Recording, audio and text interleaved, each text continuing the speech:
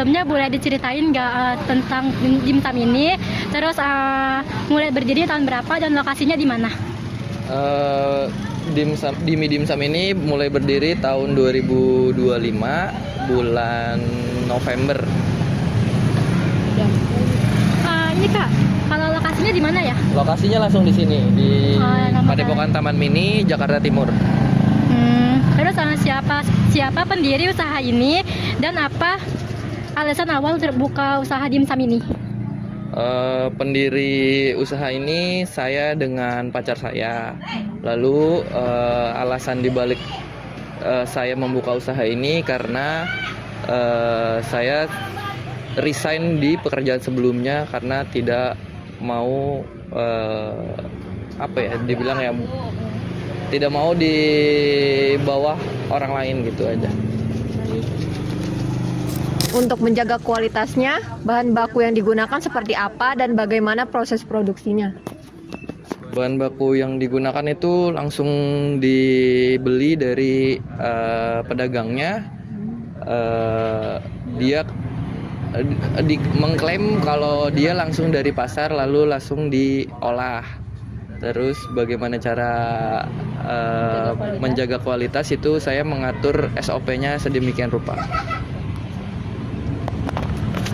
Terus sejauh ini bagaimana perkembangan usaha dimsumnya dan apa harapan Bapak ke depannya? Alhamdulillah sudah membuahkan hasil, lalu juga meningkat dari segi penjualan. Terus apa tujuannya ya ke depannya ya? Harapannya Dimi Dimsum ini lebih besar lagi, lebih banyak cabang lagi, lalu mempertahankan kualitasnya.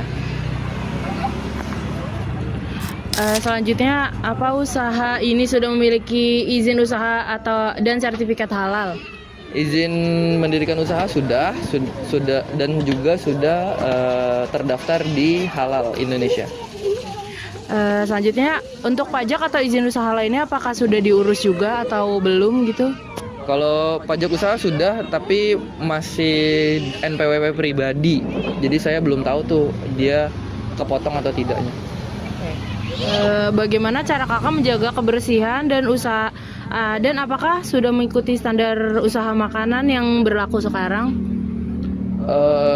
Standar yang sudah berlaku sekarang saya belum tahu ya persyaratannya apa aja atau yang dinilai itu apa aja, tetapi untuk menjaga kebersihan itu sudah dilakukan dengan usaha yang semaksimal mungkin dengan cara membersihkan lingkungan sekitar, lalu membersihkan ulang nampan-nampan yang telah dipakai, ya seperti itu sih. Siapa target pembeli utama pada usaha Dimi Dimsum ini? Targetnya sih nggak ada ya. semua berhak lah untuk menikmati Dimi Dimsum karena saya ngebuat ini untuk dinikmati semua orang gitu. Menurut kakak, apa yang membuat pelanggan memilih Dimi Dimsum untuk membeli Dimi Dimsum di sini gitu? Karena berkualitas dan pastinya saya mengklaim diri saya pribadi ya mengklaim kalau Dimi Dimsum ini ya enak gitu. Selanjutnya, biasanya promosi yang dilakukan lewat apa aja dan apakah ada promo tertentu untuk menarik pelanggan? Di zaman yang sekarang promo tertentu itu paling konten yang sudah diedit sedemikian rupa dan dimasukkan ke dalam platform media yang sudah disediakan kayak Instagram, TikTok dan lain-lain kayak gitu. Saat ini kakak memiliki karyawan atau enggak? Apa ya, saya malu dibilangnya karyawan ya, rekan bisnis, rekan kerja lah gitu. Jadi ya bukan mempekerjakan juga sih, membantu saya untuk memproduksi dimsum gitu. Bagaimana untuk pembagian cara pembagian tugasnya itu kak buat yang ngebantu kakak untuk membuat dimsumnya itu gitu? Membantunya itu seperti menggramkan, lalu gramasi, lalu melipat dimsum, terus mengkukus dimsumnya. Selanjutnya, apakah ada pelatihan atau sistem kerja khusus agar pelayanan dan produksi tetap berjalan baik gitu Kak?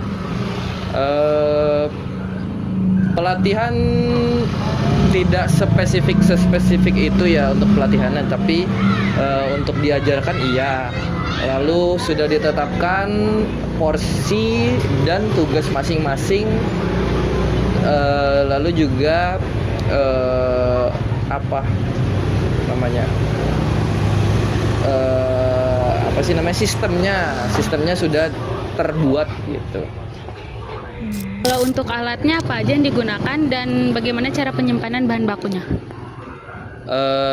Alat yang digunakan itu salah satunya chopper, terus nampan, klakat dimsum namanya atau kukusan, terus kompor. Terus untuk penyimpanan saya memakai freezer ukuran 300 liter gitu. Sudah. Kalau modal usahanya kira-kira berapa ya Pak? Dan biasanya digunakan untuk kebutuhan apa aja? Kalau modal usaha saya ya pribadi itu sekitar 5 juta untuk pembelian gerobak,